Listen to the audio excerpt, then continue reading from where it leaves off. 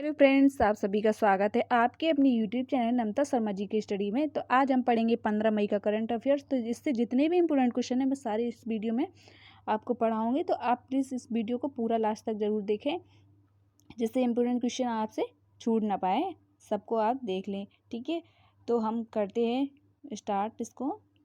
हाँ, तो ये है कि फर्स्ट क्वेश्चन है कि 47वें G7 शिखर सम्मेलन 2021 का आयोजन किस देश में आयोजित किया जाएगा। तो ये किया जाएगा ऑप्शन नंबर डी, ब्रिटेन में। कहाँ किया जाएगा? ऑप्शन नंबर डी, ब्रिटेन में। तो G7 क्या है? G7 का पूरा नाम क्या है? तो वो है ग्रुप ऑफ 7। ठीक है, उद्देश्य क्या है? तो इस सम्मेलन में वैश्विक स्वास्थ्य सहयोग, अंतर्राष्ट्रीय सुरक्षा, ऊर्जा नीति और आतंकवाद को खत्म करना और व्यापारिक मुद्दों पर चर्चा की जाएगी। इसका ये उद्देश्य है। और 47वें शिखर सम्मेलन की अध्यक्षता कौन करेगा? तो वो करेंगे ब्रिटेन के पीएम बोरिस जॉनसन।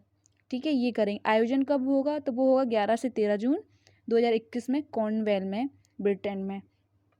ठीक है, और शामिल जो आयोजन में जो शामिल हो रहे हैं वो कौन कौन है? तो 47वें G7 शिखर सम्मेलन में G7 देशों के साथ भारत, दक्षिण कोरिया, ऑस्ट्रेलिया को अतिथि राष्ट्र के रूप में आमंत्रित किया गया है।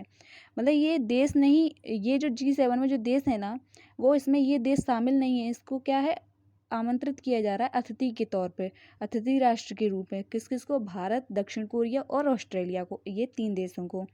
ठीक है, G7 क्या है? तो G7 है, G7 का गठन 1973 के तेल संकट के बाद हुआ था।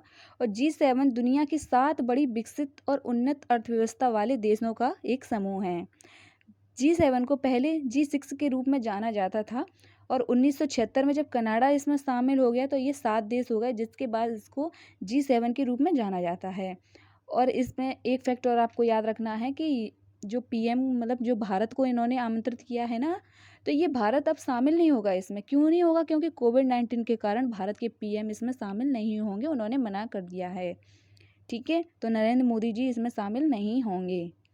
तो ये है। और पहला G7 शिखर सम्मेलन कहाँ हुआ था? तो वो हुआ था फ्रांस में, जो कि 1975 में। और G7 के सदस्य देश हैं वो आप याद रखिए, France, Germany, Italy, United kingdom, Japan, America, Canada. Okay, तो अब आपके मन में ये क्वेश्चन आ रहा होगा कि ये भारत इसका हिस्सा है कि नहीं है? तो हाँ, ये भारत इसका हिस्सा नहीं है। भारत मतलब G7 का सदस्य नहीं है, आपको ये याद रखना है। और 46वें G7 शिखर सम्मेलन 2020 का आयोजन जब अमेरिका में होना था, वो स्थगित हो गया था। ठीक है, तो ये 2020 में आयोजन नहीं हुआ था 46वां, ये 47वां हो रहा है अब ब्रिटेन में। Next question, black fungus infection से निपटने के लिए देश की पहली म्यूकोर माइकोसिस यूनिट किस राज्य में स्थापित की गई है? तो ये कहाँ की गई है फ्रेंड्स? आपको देखना है, ये की गई है मध्य प्रदेश में। कहाँ की गई है? मध्य प्रदेश में की गई है। Option number A correct answer है। मध्य प्रदेश के ज़िले कौन कौन से हैं? तो वो भोपाल और जबलपुर में खोली गई है ये यूनिट। ठीक है, तो इसका राजधानी आपको पता होनी चाहिए। मध्य प्रदेश की राजधानी भोपाल है। सीएम कौन है? तो शिवराज सिंह चौहान है। और गवर्नर कौन है? तो वो है आनंदीबेन पटेल। थर्ड क्वेश्चन, हाल ही में भारत और स्विट्जरलैंड के बीच भारत स्विस वार्ता का कौन सा संस्करण आयोजित किया गया है? तो ऑप्शन नंबर इसका है बी करेक्ट आंसर, चौथा। ठीक है, चौथा संस्करण आयोजित किया गया है। और भारत की तरफ से अध्यक्षता किसने की है? तो वो की है वित्त मंत्रालय के आर्थिक मामलों के मंत्री अजय सेठ ने, 11 मई 2021 को।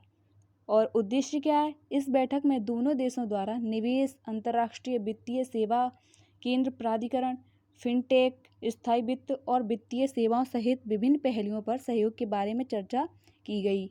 स्विट्जरलैंड की राजधानी क्या है? तो वो है बर्न, करेंसी है स्विस फ्रैंक, और राष्ट्रपति कौन है? तो वो गाय परमेलिन। ठीक है, नेक्स्ट क्वेश्चन, कि हाल ही में किसी संयुक्त राष्ट्र का नया ह्यूमैनिटेरियन प्रमुख नियुक्त किया गया है? तो इसका आंसर है ऑप्शन नंबर मार्टिन ग्रिफिथ्स। ठीक है, ग्रिफिथ्स, ये इनके नियुक्त किए गए हैं।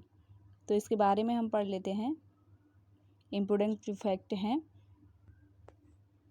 इसका आंसर तो ये हो गया। और इसके बारे में है कि दिग्गज ब्रिटिश राजनयिक मार्टिन ग्रिफिथ्स को 5 साल की अवधि के लिए संयुक्त राष्ट्र कार्यालय में मानवीय मामलों के समन्वय का नया प्रमुख नियुक्त किया गया है। किसके? ये ये है मानवीय मामलों के समन्वय का प्रमुख नया, तो इन्हें नियुक्त किया गया है।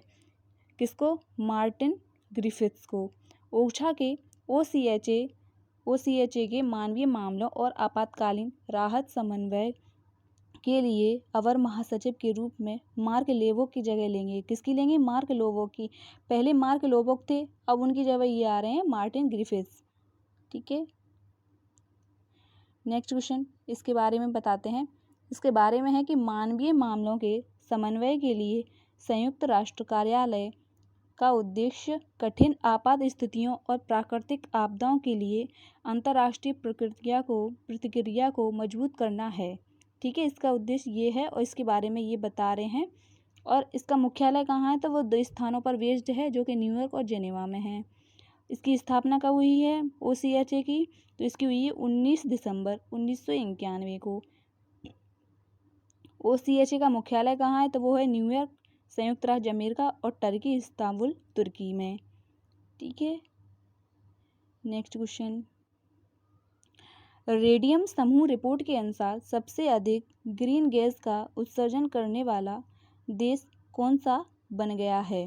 तो ये बन गया है ऑप्शन नंबर बी, चीन। क्या बन गया है? चीन बन गया है। ऑप्शन नंबर बी, चीन। और दूसरे नंबर पर कौन है? तो वो है अमेरिका। तीसरे नंबर पर कौन है? तो वो है भारत। ये आपको याद रखना है, फर्स्ट नंबर पर चीन है।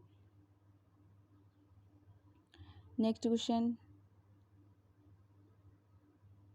हाल ही में मध्य अफ्रीकी गणराज्य में भारतीय राजदूत कौन नियुक्त किए गए हैं?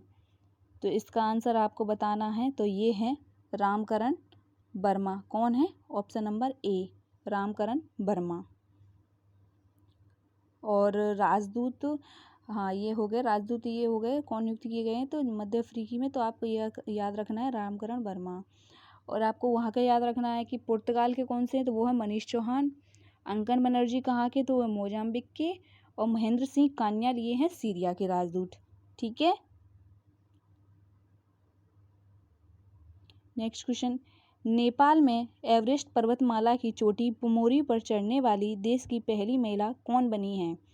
तो इसका आंसर है कौन बनी है ये? तो ये बनी है बलजीत कौर। कौन बनी है फ्रेंड्स? ये बनी है बलजीत कौर। जो कहाँ की हैं? ये हैं हिमाचल प्रदेश की। कहाँ की हैं? हिमाचल प्रदेश। हिमाचल प्रदेश की ये बनी हैं। और नेपाल की राजधानी क्या है? तो वो है काठमांडू। करेंसी नेपाली रुपया। और राष्ट्रपति कौन? तो विद्या देवी भंडारी। ठीक है, नेक्स्ट क्वेश्चन। हाल ही में किस सरकार ने ID प्रूफ के बिना टीकाकरण की अनुमति दी है? तो ये है ऑप्शन नंबर डी, आंसर है इसका क्या है? Option number D, Orissa. इसमें क्या होगा कि इस सरकार ने ID प्रूफ के बिना टीकाकरण की अनुमति दी है, कि मतलब हम बिना ID प्रूफ के भी टीकाकरण करा सकते हैं। Next question. हाल ही में पहली ब्रिक्स EWG बैठक कहाँ आयोजित की गई है? तो ये कहाँ की गई है? ये की गई है न्यू दिल्ली। ये की गई है न्यू दिल्ली, नई Delhi. Okay, option number A सही है।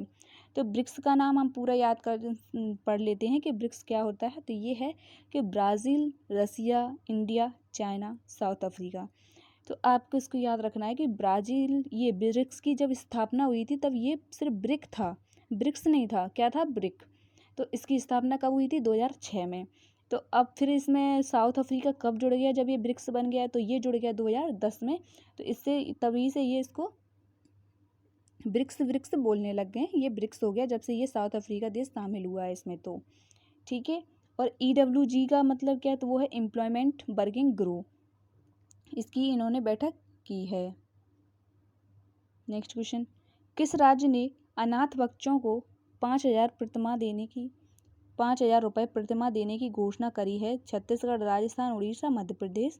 तो इसका आंसर है option number D, Madhya Pradesh. इन्होंने, शिवराज सिंह चौहान सरकार ने अनाथ बच्चों को 5,000 रुपये प्रतिमा देने की घोषणा करी है। जिनके माँ बाप कोविड में ख़त्म हो गए हैं, कोविड-19 की वजह से उनकी मृत्यु हो गई है, तो उनके लिए ये चालू किया गया है, अनाथ बच्चों के लिए। ओके, तो फ्रेंड्स जिसको वीडियो अच्छा लग रहा है वो प्लीज़ इसको लाइक करें और सब्सक्राइब करें एंड वीडियो को शेयर ज़रूर करें। Okay friends.